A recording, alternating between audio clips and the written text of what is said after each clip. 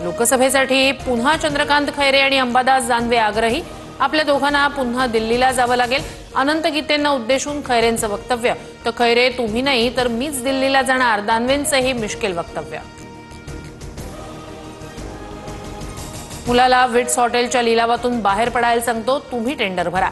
संजय शिरसाट यांचं आव्हान. तर मी थोडा चक्रम माणूस तुमच्या घराला आग लावायलाही कमी करणार नाही. हॉटेलवरील आरोपांनंतर शिरसाटांचा थेट इशारा. सहकारी बँकांच्या आतताईपणामुळे हॉटेलचा ताबा सोडावा लागला. हॉटेल 7 वेळा लिलावात काढलं, पण किंमत जास्त असल्यानं हॉटेल कुणी विकत घेत नव्हतं. विट्स हॉटेलचे मूळ मालक आबासाहेब देशपांडे यांचं वक्तव्य. मुख्यमंत्री लाडकी बहीण योजनेत अनेक चुका झाल्या. सर्व महिलांना सरसकट लाभ देणं चुकीचं होतं.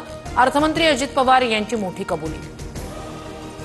अर्थ खात्यातून घोटाळा झाला, अजित पवारांनी राजीनामा द्यावा. संजय राऊत आक्रमक.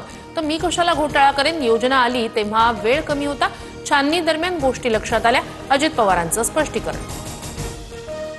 विचारधारा वेगळी पण कुटुंब म्हणून आम्ही एकत्र. सुखदुःखात एकमेकांसोबत आहोत. शरद पवारांसोबत पुन्हा एकत्र येणार का, या प्रश्नावर अजित पवारांची प्रतिक्रिया.